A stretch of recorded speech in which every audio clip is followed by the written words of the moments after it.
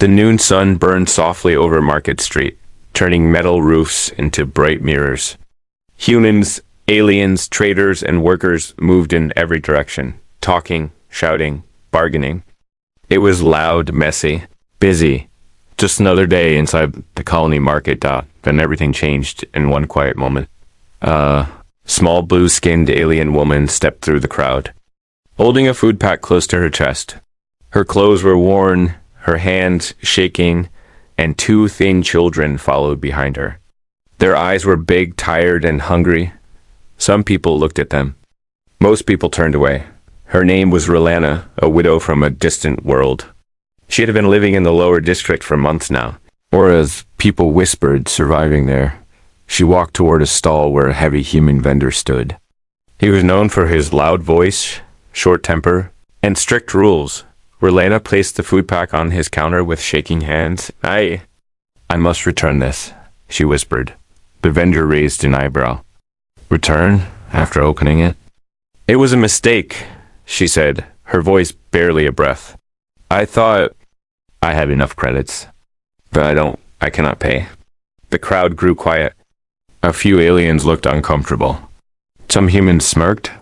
A handful whispered, she shouldn't even be here. These aliens always cause trouble.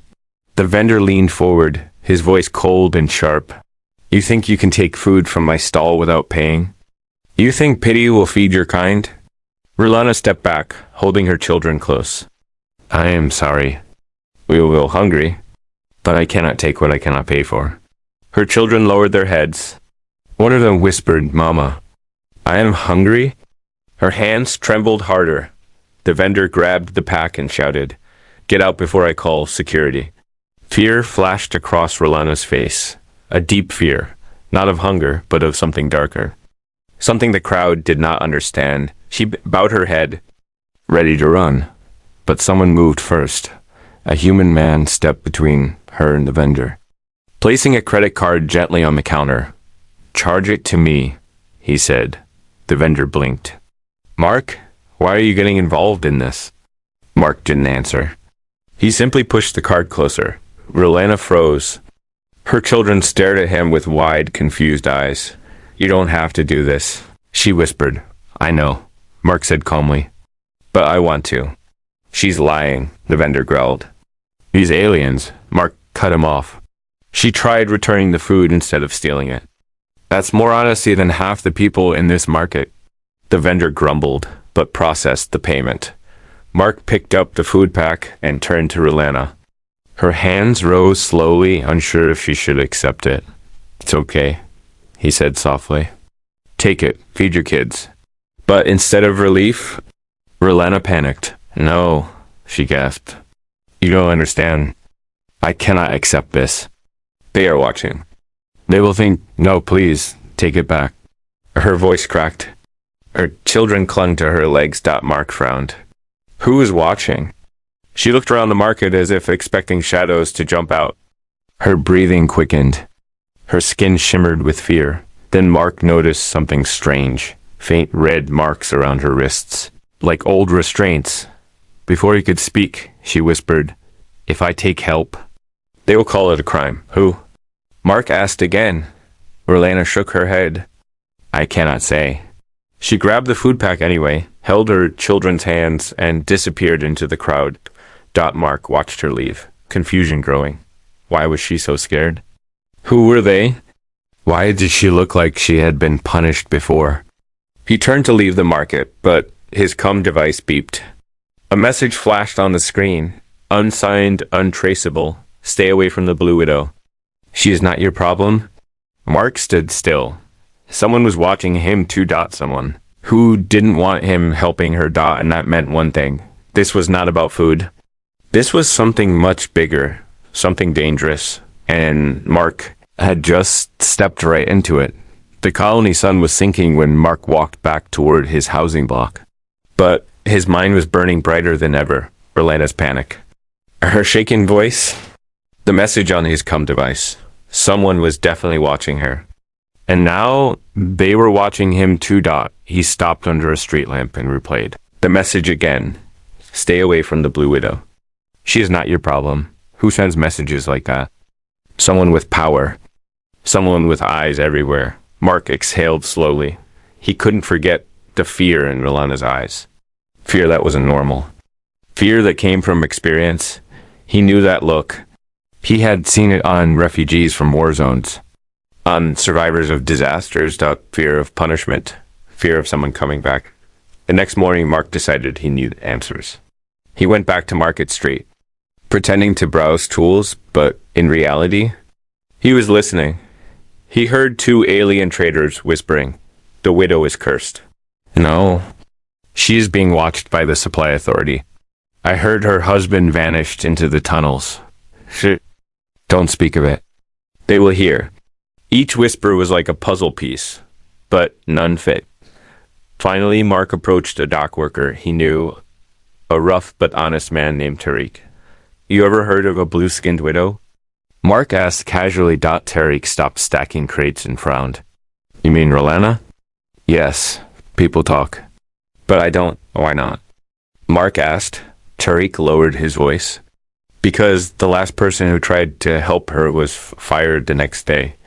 And the one before that disappeared." Mark felt a cold shiver. Why does the authority care so much about her? Tariq shook his head. "No one knows. But they erased her husband's records. If you check his name in the database, it shows never existed. Tell me, Mark, how can a living man never exist?" Mark had no answer. That evening, rain hit the colony rooftops like soft drum beats. Mark couldn't shake the feeling that someone was being wronged, deeply wronged, and he was just supposed to look away. He didn't like looking away, so he followed the broken streets of Lower Sector until he reached the district where Rolana lived. Small shelters stood in crooked rows. Many windows were cracked. The air smelled like rust, dust, and forgotten people. He found her home, a tiny metal hut leaning against a damaged wall. The door was slightly open. Inside, he could hear small voices crying. He knocked gently. "Rolana? It's Mark. May I come in?" Silence. Then a small hand pushed the door wider. It was one of her children, the older one, a girl with bright yellow eyes. She didn't speak. She just looked at him with a mix of curiosity and fear. Mark stepped inside. The hut was dark, cold. The heater was broken. The floor was bare metal. The only food pack was the one he had paid for, half-eaten. Rolana sat in the corner, holding her younger child. Her eyes widened when she saw him. "You came," she whispered, as if this surprised her more than anything. "I came to check if you're okay," Mark said softly. "You should not be here," she whispered. "They will punish you." Mark crouched in front of her. "Who is they, Rolana? The supply authority?" She looked away, lips trembling. "Please," she said. "If they see you talking to me, they will take your job, your home, maybe more. I'm not afraid." She shook her head. "You should be." Her voice cracked as she added, "They destroyed my life. They took my husband. They erased him," they said. "He never existed." Mark felt his chest tighten. What did he do? Rolana whispered a single sentence that chilled the room. He found something he was not supposed to find. Before Mark could ask more, a loud whirring noise filled the air. A small red drone hovered outside the hut window. Scanning. Rolana gasped. Her children hid under the blanket. Mark moved forward instinctively, blocking the drone's view with his body. The drone blinked red, scanned him, and flew away. Rolana clutched her children tightly. "They know you came," she whispered. "They will come for you too." Mark looked at the door. He could almost feel the danger creeping closer, but he said only one thing: "Then we find the truth together." She stared at him, confused, afraid, and yet hopeful. No one had ever said those words to her before. The sky above the colony was still dark when Mark got out of bed. He had barely slept. Every time he closed his eyes, he saw Rolana's terrified face, and the red drone scanning her broken home. Most people in the colony ignored problems. They walked past suffering with blind eyes. But Mark was different. Or maybe he was just stubborn. He couldn't forget the hunger in those children's eyes. He couldn't ignore the bruises on Rolana's wrists. He couldn't accept that a whole agency, the supply authority, was stalking a widow like she was a criminal. So he made a decision. Today, he would help her properly. Not with food, not with pity, but with protection. Mark spent the morning collecting tools, food supplies, a small heater coil, and an extra battery pack. He placed everything into a hover cart and set out for the lower sector again. People stared as he passed. Some whispered, "There goes the human who got scanned last night." Others muttered, "He better stop before the authority takes his badge." But Mark kept walking. He reached Rolana's shelter before noon. He knocked softly. The door opened only a few centimeters. Rolana's worried eyes peered through the gap. "You should not be here," she said quickly. "What happened last night?" "They will notice." "I know," Mark replied. "That's why I brought things. Let me help." She hesitated, fear pulling her back. But then her children peeked from behind her legs, and their faces lit up when they saw the food in the hover cart. Rolana sighed and opened the door fully, only for a moment. She whispered, "Please be quick." Mark entered the small shelter again. As before, it was freezing cold and completely silent. The children huddled around the broken heater. Mark started unpacking supplies. He handed Rolana a warm blanket. She held it like it was something valuable. "You don't owe us," she said softly. "No human ever helped us before." "Maybe they should have," Mark replied. He kneeled beside the heater and started repairing it. The wires sparked, smoke rose, and within minutes the small room grew warm again. The children smiled, real smiles this time. Rolana watched, eyes glassy, as if she couldn't believe what she was seeing. "You are risking too much," she whispered. "The authority doesn't like when humans help aliens." "Then they're the problem," Mark said. But she shook her head. "No, you don't understand. They don't punish with warnings. They punish with disappearance." Mark paused. "Like your husband?" Rolana lowered her gaze. "Yes." He wanted to ask more, but suddenly heavy footsteps echoed outside. 3 supply authority guards marched past the street. Rolana froze. The children pressed themselves against the wall. Mark stayed quiet until the guards were gone. The fear in that little home was almost thick enough to touch.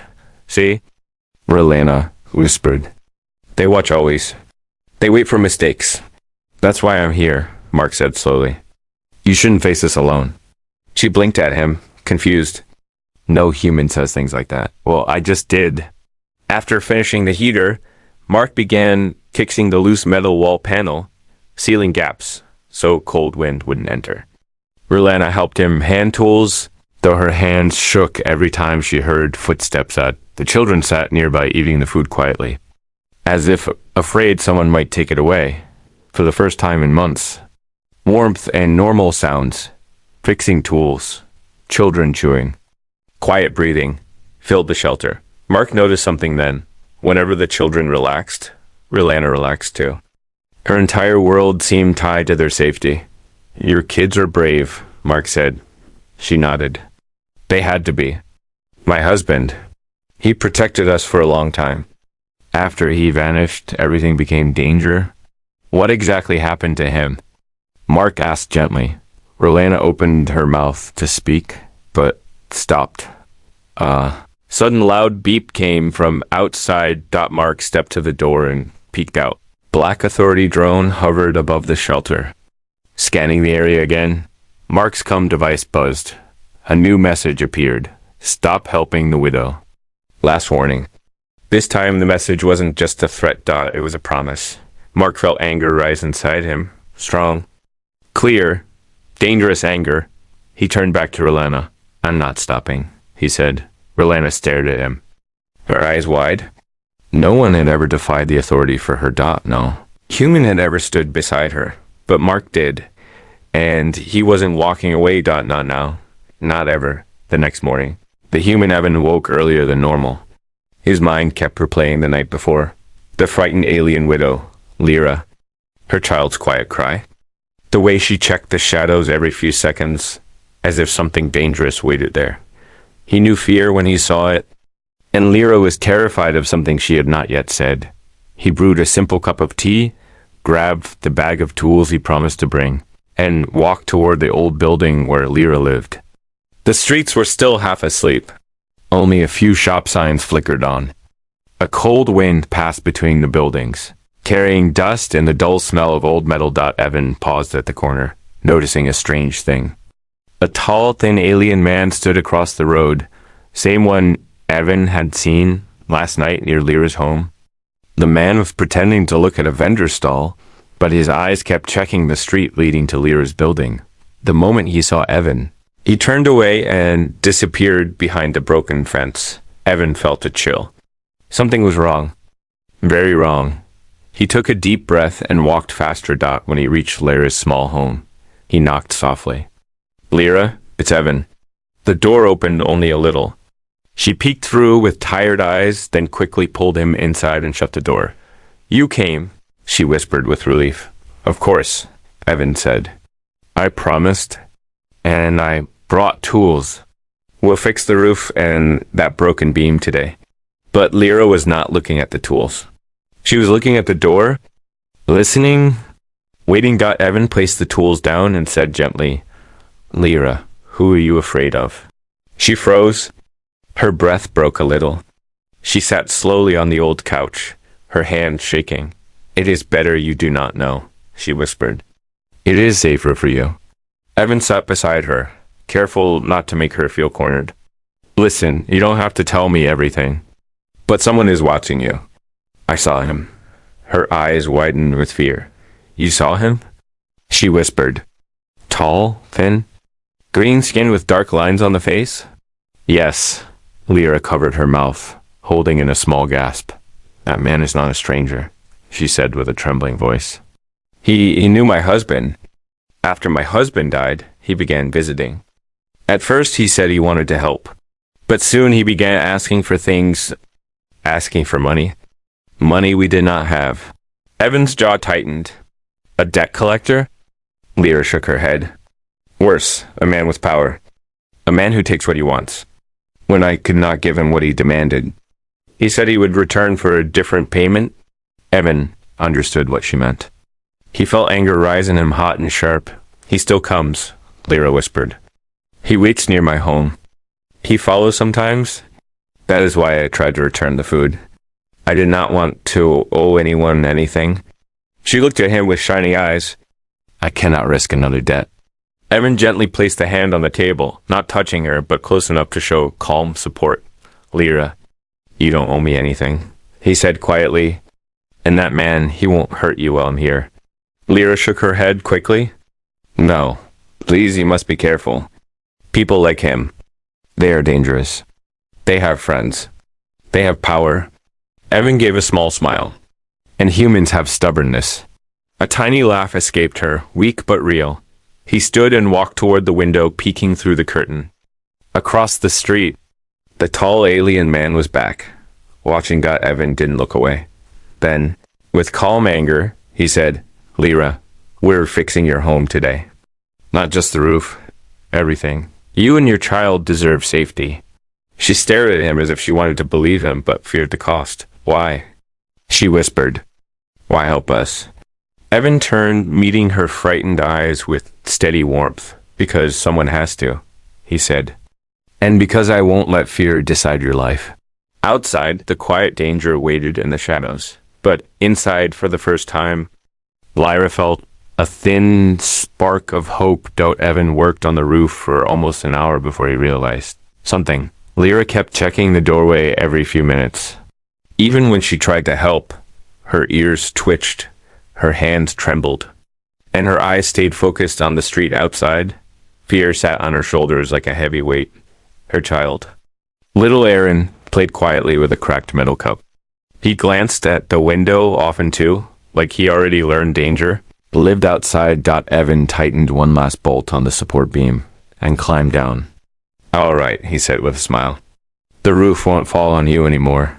But Lyra didn't smile back. She was listening. Again, Evan walked closer. "He's still out there, isn't he?" She pressed her lips together and nodded. Evan moved to the window, lifted the corner of the curtain, and looked. The tall alien man was there, leaning against a broken street pole. Arms crossed, eyes fixed on Lyra's door. Not hiding. Not pretending.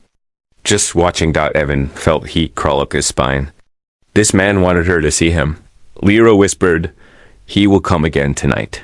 "Not if I talk to him first," Evan said. "No." She grabbed his arm, panic flashing in her eyes. "Please do not do that. He enjoys hurting people. He enjoys making them afraid." Evan looked at her hand, shaking but holding him tight. He placed his other hand gently over hers. "Lyra, fear will not protect you. It only gives him more power." Her eyes softened, but also filled with tears. "You don't understand. He knew my husband. He wanted the land rights my husband had. When my husband refused, the man made his life difficult. After the storm, after the accident, he came to me and said the land was his now. I have no paper to prove it. No support. My husband's clan turned away from us." Evan took a slow breath. "This land is the broken building behind your home, right?" She nodded. "It is worthless now. But he wants to build something there. Something big. If I leave, he gets everything. If I stay, he tries to push me out." Evan understood. This wasn't only about debt. This was control. He looked around the small room, broken shelves, cracked walls, a floor marked by years of damage, and something inside him hardened. "You and your kid deserve better. And he won't decide your life." Lyra shook her head. "Please, don't make him angry." But it was already too late. A loud knock hit the door, 3 sharp bangs. Lyra froze. Aaron crawled toward his mother, eyes wide with fear. Evan stepped forward, placing himself between Lyra and the door. "Stay behind me," he whispered. Another knock. This one, slower, more confident. Evan opened the door halfway. The tall alien man stood there, smiling like a predator, enjoying the taste of fear in the air. "Human," the man said in a cold voice. "You're helping the widow?" Evan didn't blink. "I am." The man tilted his head. "Why? What do you want?" "Nothing," Evan said simply. "Just helping." The alien laughed, a thin, sharp sound. "No one helps for free." "Not here." "Well," Evan said calmly, "maybe someone should." The alien leaned closer, his eyes narrowing. "You are making a mistake. This widow belongs to a debt she cannot pay." Evan stepped outside, closing the door behind him so Lyra wouldn't hear the rest. "She doesn't owe you anything." Evan said. The alien smile disappeared. "You think you can protect her? You think you can stand in my way?" Evan didn't look away. Yes. For a moment, both men stared at each other. Cold wind rushed past them, carrying dust between their feet. Finally, the alien whispered, "Then consider this your warning. Leave her, or you will regret it." He walked away slowly, not hiding his confidence. He believed fear would win. Evan stood still, fists tight, heart burning with anger, not fear. He went back inside. Lyra was crying silently, trying not to let her son see. Evan walked to her, kneeling so he could meet her eyes. "Lyra," he said softly, "I'm not leaving you. And I'm not afraid of him." She looked at him, breath shaking. "He won't stop." Evan nodded. "Good," he said, "because neither will I." And in that small broken home, something changed. Lyra wasn't alone anymore. That night, the streets outside Lyra's home felt different. Too silent, too empty. Like the city was holding its breath. Evan stayed inside, sitting by the small table with a worn-out lantern glowing weakly beside him. Lyra tried to rest, but she kept waking up, checking the window, listening for footsteps. Aaron slept curled up on a blanket, clutching a small metal charm belonging to his father. The fear in the house was thick. But there was something else too, something new. Courage. Evan watched the door, alert but calm. He didn't know what the night would bring, but he knew one thing. He wasn't leaving. "Why are you doing this?" Lyra whispered suddenly. Her voice was soft, filled with confusion and tired hope. Evan looked at her gently. "Because you deserve safety, and no one should live scared every night." She lowered her eyes, her hands twisting the fabric of her dress. Most people turn away when they hear trouble. Most people don't want to get involved. Maybe most people never saw someone who needed help this much. Evan said. Lyra opened her mouth to answer, but she stopped. There were sounds outside. Slow footsteps. Then more. 2, 3, maybe more. Evan stood. Lyra's breath hitched. No. He brought others. Evan moved toward the door, motioning for her to take Aaron to the back room. Stay quiet. Lock the door from inside. Lyra grabbed his arm. Please don't face them alone. Evan gave a small, steady smile. I won't be alone. You're here. That's enough.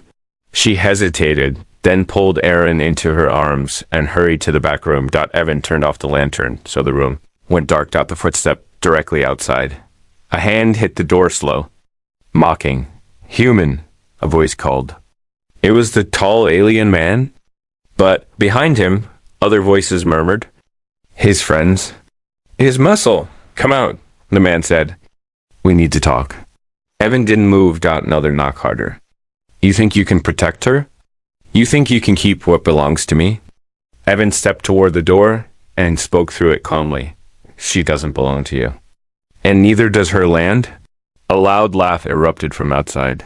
Everything here belongs to whoever is strong enough to take it. Evan reached for the metal bar near the door. A broken pipe he found earlier. Not a real weapon, but solid enough.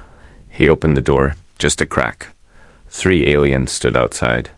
The tall one in front, 2 behind him, bigger, wider, and clearly ready for a fight. Move, the tall man ordered. We will enter. No, Evan said simply. The tall alien lifted his hand, signaling the others to step forward. But before they could push in, Evan kicked the door wide open. The sudden force shocked them, and the nearest one stumbled back. Evan stepped out, gripping the metal pipe. You want to threaten her? Evan said, voice steady. You deal with me first. The tall alien's face twisted anger. You are stupid, human. No, Evan replied. Just done watching you hurt people. The first attacker rushed at him. Evan swung the pipe hard. It hit the attacker's arm, and the alien cried out, falling to the ground. The second attacker lunged. Evan dodged, but he felt a sharp punch hit his side. Pain shot through him, but he kept his grip on the pipe. He hit back once, twice enough to push the second alien away. But the tall man, he didn't fight yet. He watched, studied, waited. Evan breathed hard, chest burning. But he raised the pipe again. The tall alien finally stepped forward. Enough games. He hissed. He grabbed Evan's arm with surprising speed and strength, twisting it painfully. Evan dropped the pipe. The alien slammed him into the wall, squeezing his throat. Evan gasped for breath. Behind them, the door opened slightly, Lyra watching with terror.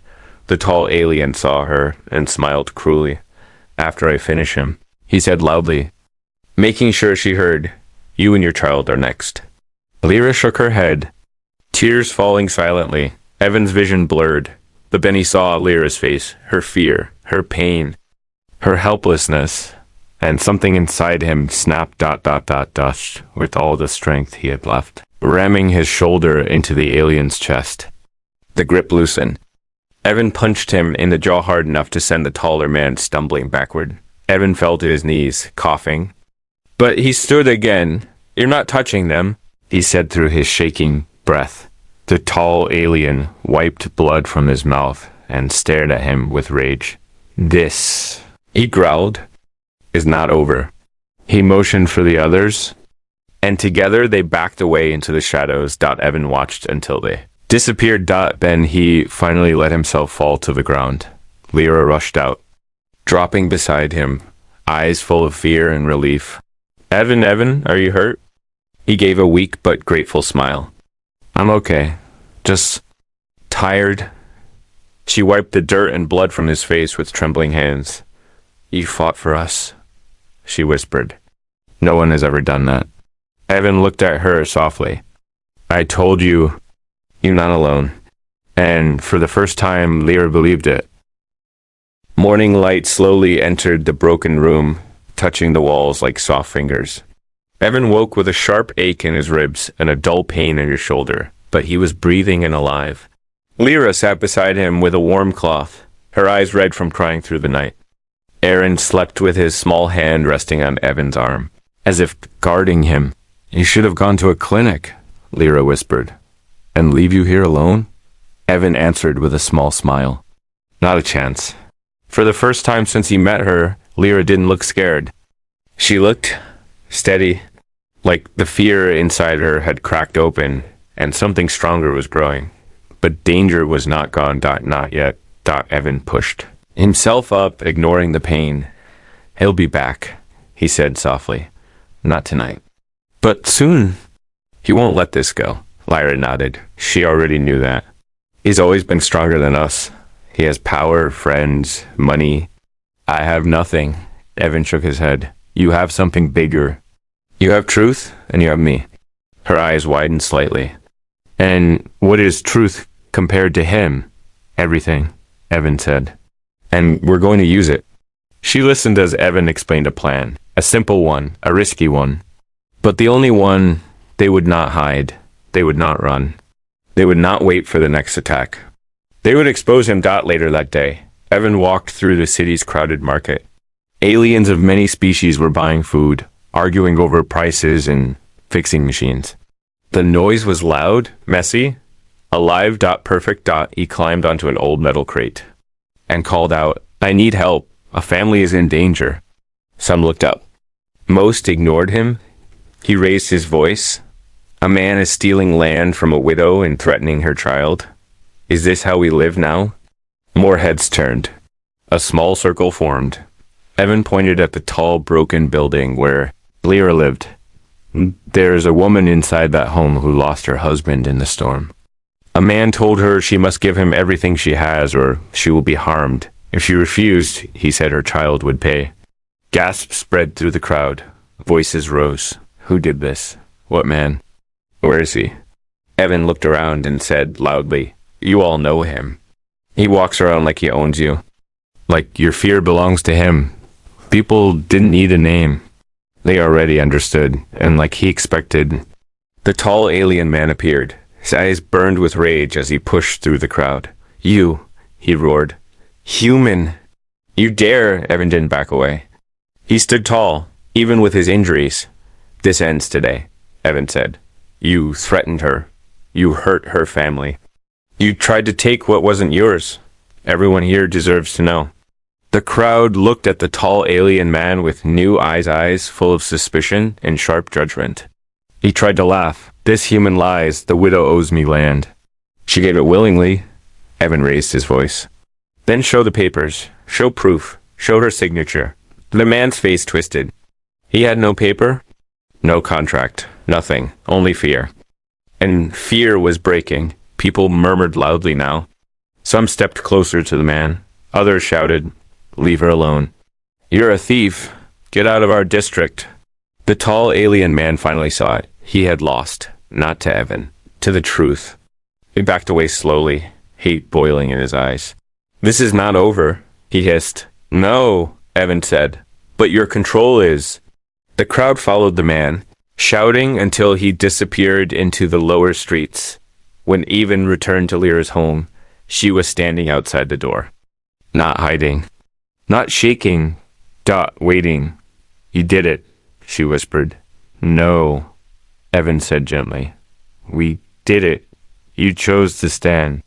"You chose hope?" Lyra's eyes filled with tears, not of fear, but relief. "Evan," she said, voice trembling, "I have wanted to rebuild my life for so long. But I was alone. I didn't know how." He smiled. "Then let's rebuild it together." Aaron grabbed Evan's hand as if already agreeing. The three of them looked at the broken house-cracked walls. Weak beams, shattered windows, and then they looked at each other. A new beginning. A real home, not built from walls or wood, but from courage, trust, and kindness.